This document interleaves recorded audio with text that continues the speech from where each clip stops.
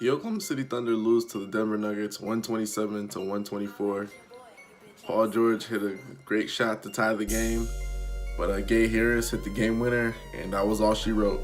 The fat lady singing real loud. That's not what I want to talk about. I want to talk about this crazy fan who rushed the court after the Denver Nuggets won the game. He rushed the court as if to say it was like a college game.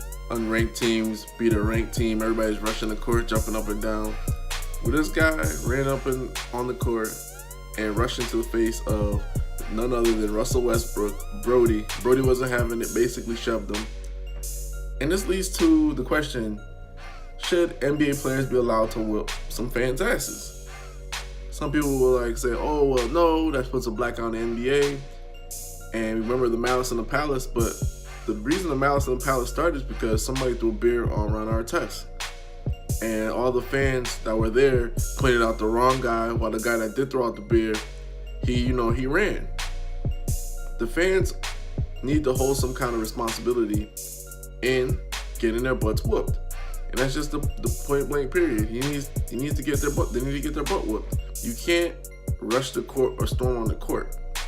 So the NBA definitely needs to implement some kind of rules for people that come for their viewing pleasures. Do not rush the court. Do not throw things at athletes. Do not spit on any athletes. And don't call them any kind of derogatory names. We know you spend thousands of dollars on a ticket, especially if you're courtside. Maybe you got your tickets comped. But you need to have some kind of modicum of respect. NBA players don't just get on the court and start mooning you and throwing feces at you. And the reason why I'm saying that is because basically most people look at NBA players like they're animals. They think a lot of them don't have an education, they don't have a degree, they don't have a master's degree, they don't have a doctorate. Hell, most of them don't have a bachelor's. And middle America and the rich and the elite look at themselves as 10 times better than an NBA player. Think they're 10 times smarter. But I would like to beg to differ, because I think it's smarter for a person to use a talent such as playing with a ball to get you to pay thousands of dollars to come watch. That being said, since they don't think much of NBA players, they think they could just treat them any kind of way. Throwing beers on a player is irresponsible and disrespectful. Running up in a player's face after they lose a game is disrespectful. The other night, I was playing in a rec league. We were just getting into arguments, just regular arguments. And you didn't want to get in one of our faces because somebody's going to get punched. So imagine an NBA player who just played a grueling game, tough game. It's a lot of excitement, twists and turns. They lose a game that's important to them, and you want to rush up in their face. The player should be able to clock you.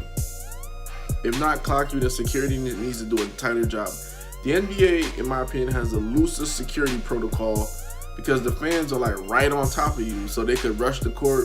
There's only maybe, I would say, 4 security guards, a couple of state troopers. This is the game where anybody could just rush the court at any moment. If the NBA doesn't want a Malice in the Palace, I suggest they start doing certain things. If a fan rushes the court, they're going to serve a lifetime ban. Point blank period. If a fan throws a drink, they're going to suffer a lifetime ban. Certain things are just unacceptable. They're just going to have to cut them out, lifetime ban. Or, the players serve a 5-game suspension. They can't come to play or whatever. They miss a game if they step on the court during an altercation. In this case, if a fan throws a beer or if a fan throws a punch or whatever the case is, they need to come out with a lot of bans on how many games the fan has to miss. This has to stop in terms of fans disrespecting the players, because another day, I'm not going to say one day because we already saw it in Detroit, but one more day, somebody's going to get their butt whooped. And, you can't say, well, the fan didn't deserve it, the players have to behave better. It's a 12 to 15 man roster. There's thousands of people in the audience, 28,000 to 30,000, sometimes they could fit 40,000.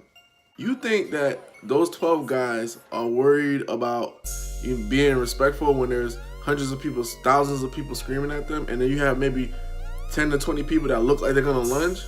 They need to protect themselves, and the NBA wants to protect their product. If you want to do so, you have to enforce more stringent laws, or you have to get tighter security. You know what I'm saying? And I'm not one for the guys to get their job taken away or get revoked, but whoever the security guard was in that position, he needs to be reprimanded. This can't happen. These guys can't slip through the cracks because it's unacceptable. You know, and I understand these guys makes a ton of money, guys. I understand it, but you wouldn't want some random stranger that's, you know, at your job or you're at a basketball game just running up in your face while you're playing. You're gonna be like, what's your problem? And I think that's the problem for the NBA to figure out. We've seen too many times where guys get beers thrown at them, drinks thrown. LeBron got a drink thrown at him last season, a slushie or whatever the case is. Like, we got to stop seeing stuff like this. You know, the NBA, they have the best fans in the world, but they just got to call out all these idiots that want to rush the court. This is Vlad from Hoops Junction, where Hoops meets Hoopla.